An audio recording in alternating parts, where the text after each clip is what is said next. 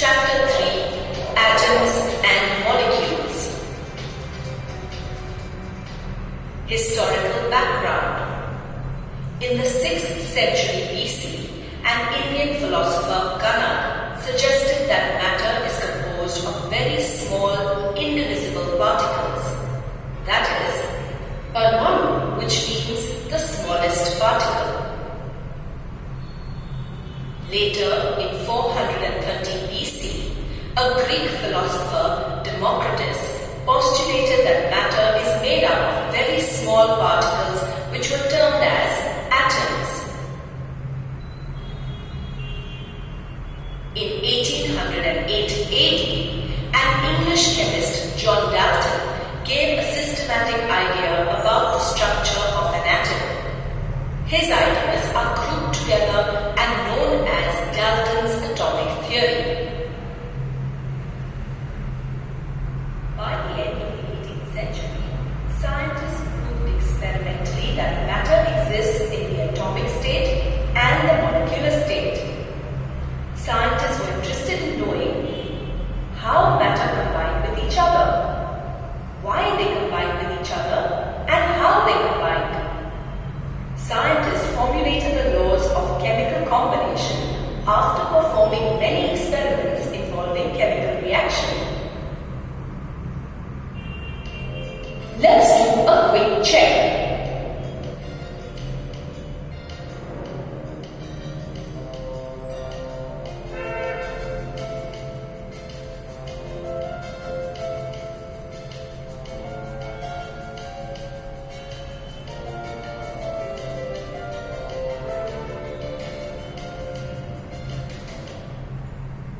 Laws of chemical combination.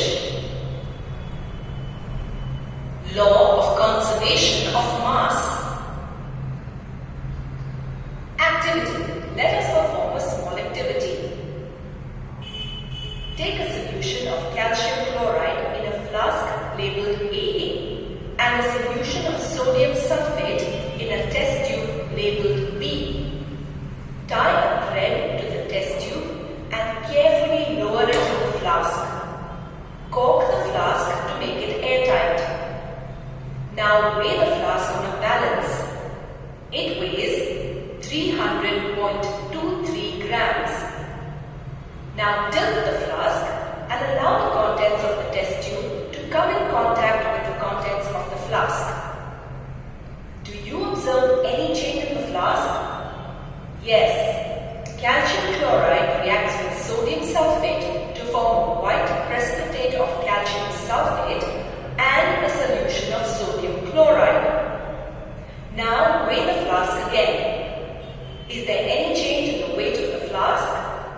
No, there is no change in the weight of the flask. It again weighs 300.23 grams. What can we say about the mass of the products and the reactants?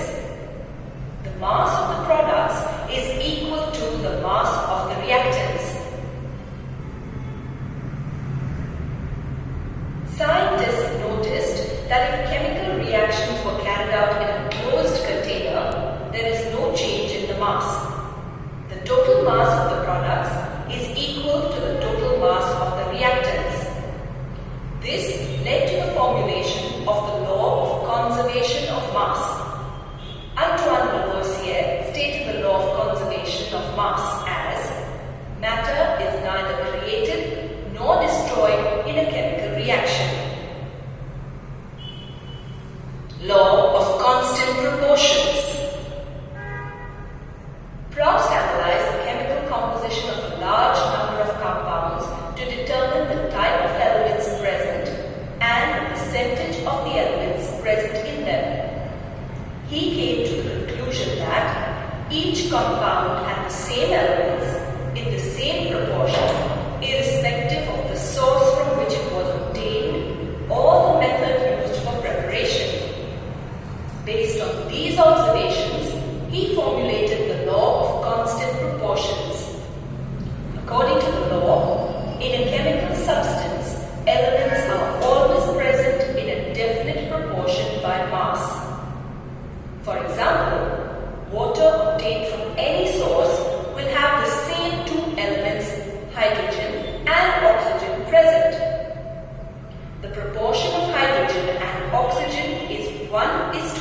8 by mass. This proportion will always remain the same irrespective of the source of water. Similarly, carbon dioxide obtained from any source will contain the same two elements, carbon and oxygen. Carbon dioxide obtained from any source will always have the proportion of carbon and oxygen as 3:8 by mass. Let us study some more examples. Copper carbonate prepared in the laboratory or isolated from nature will always contain the same elements, copper, oxygen and carbon. The proportion of copper, oxygen and carbon will always remain 5:4:1 by mass irrespective of the source of copper carbonate. Dalton's atomic theory. His theory is the basic theory about the nature of matter. According to his theory, all matter, whether solid, liquid or gas or element, compound or mixture, is composed of small particles called atoms. The postulates of Dalton's atomic theory are: matter is made up of atoms. Atoms are the smallest indivisible particles of matter. Atoms of a particular element are all alike, but they differ from atoms of another element. Atoms of each element have a characteristic mass. Atoms are indestructible, that is, they can neither be created nor destroyed. Atoms combine to form molecules. A molecule is the smallest unit of a compound. Dalton's atomic theory was based on the laws of chemical combination. The postulate of Dalton's theory that atoms can neither be created nor destroyed was the result of the law of conservation of mass given by Lavoisier. Since an atom cannot be created nor destroyed, therefore the number of atoms in the products of a chemical reaction is the same as the number of atoms in the reactants. The mass remains the same in a chemical reaction. This is the law of conservation of mass.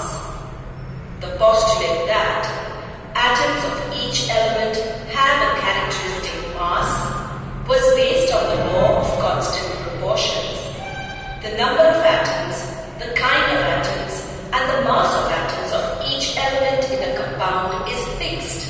Therefore, in a compound, the same elements combine together in the same proportion by mass. This is the law of constant proportions. Let's do a quick check.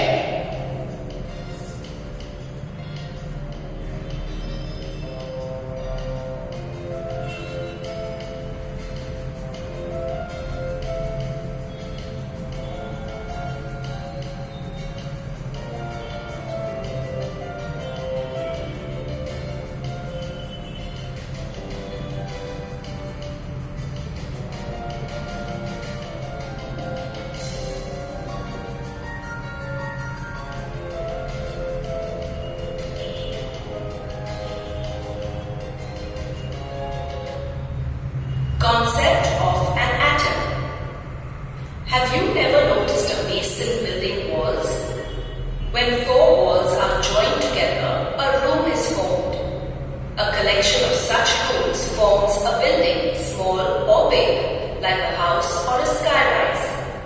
Now, when you look up towards these buildings, can you tell what are the building blocks of this building? Of course, the bricks. Let us consider another example. When we break a large crystal of salt, we get tiny grains. Well, it is hard to see just one little grain of salt. The tiny grains are the building blocks of the large crystal of salt. The building blocks of all matter, of which different substances are made, are called atoms. We know that an atom is very small in size and that an atom consists of the subatomic particles protons, neutrons and electrons. so small that they cannot be seen even under the most powerful microscope. About 1 million atoms stacked up one over the other would roughly equal the thickness of a sheet of paper. The size of the atom is indicated by its radius, which is called the atomic radius. The atomic radius is measured in nanometers. 1 nanometer is 1 divided by 10 raised to 9 meters, or is 10 raised to minus 9 meters. Chemical symbols of elements. Dalton was the first scientist to use symbols for elements. He used circles to represent elements. Berzelius suggested that the symbols of elements be made from 1 to 2 letters of the name of the element. Now, we use names and symbols decided by IUPAC, that is, the International Union of Pure and Applied Chemistry. The names and symbols decided by them are used all over the world for international trade. Many symbols are the first letter of the name or the first 2 letters of the name of the element. The first letter of a symbol is always written as a capital letter and the second letter as a small letter or letter in the lower case. For example, the symbol for the element hydrogen is H. Cobalt is CO. Calcium is Ca. Symbols of some elements are formed from the first letter of the name and a letter appearing later in the name. For example, the symbol of cadmium is Cd. Magnesium is Mg. Some elements have Latin, German or Greek names. Their symbols are derived accordingly. For example, the Latin name for sodium is natrium.